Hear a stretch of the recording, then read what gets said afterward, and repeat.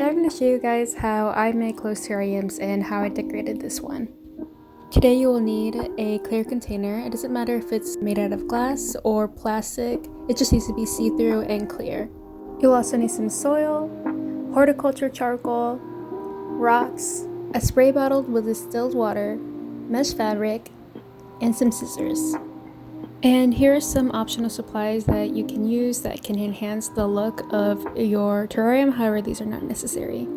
And last but not least, we need some plants. I will talk more in depth about choosing a plant and which ones I'm using in this video later on. The first thing that we're going to want to do is make a false bottom. This is also known as the drainage layer or the riparian layer. A false bottom should be roughly 1/3 of your container. It's essential that you add the rocks first, and then here I am putting horticulture charcoal, just making sure that there's an even layer throughout. It's recommended to use horticulture charcoal because it purifies the water and limits mold growth. Afterwards, we're going to want to cut out some mesh fabric that matches the size of your container. The purpose of the fabric is so that the roots from the plant prevent themselves from going into the false bottom. The next step is to add soil.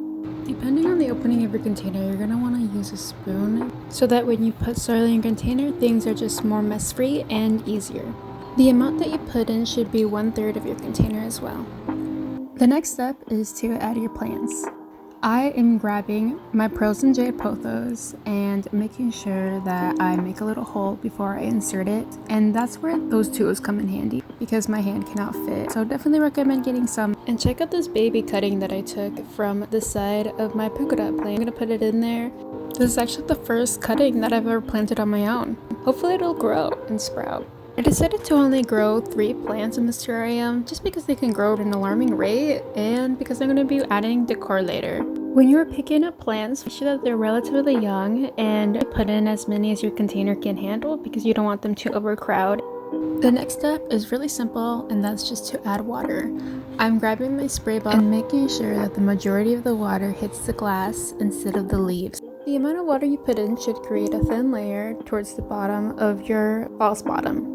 That's why it was so important to create a false bottom, because it will store all of it until it eventually evaporates, condensate, and precipitate. The 4 steps that we did together are the foundation of making a terrarium.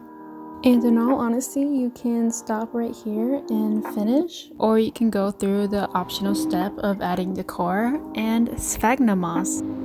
For my terrarium, I got a street lamp, some mushrooms, a fence, and I got all of those from Hobby Lobby. You can find a lot of decorations at thrift stores, craft stores, and online as well.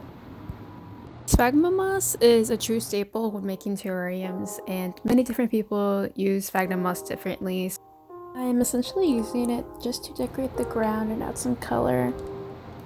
When I was done with the moss, I put a fence in the terrarium, and after that I realized that there's nothing really tying the look together, so I grabbed some leftover rocks that I used for the false bottom so I can add them as stepping stones. Afterwards, I grabbed the tissue and I just wiped the surface of my glass just because it was starting to get really dusty and dirty from all the movement.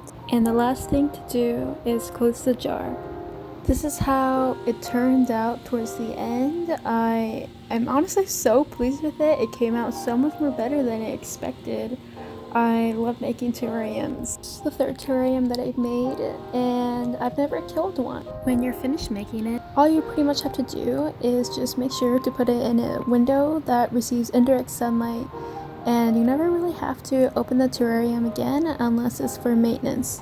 And there you have it, folks. That's how you make a terrarium. If you have any questions, leave them down in the comments below. Let me know if you try this out.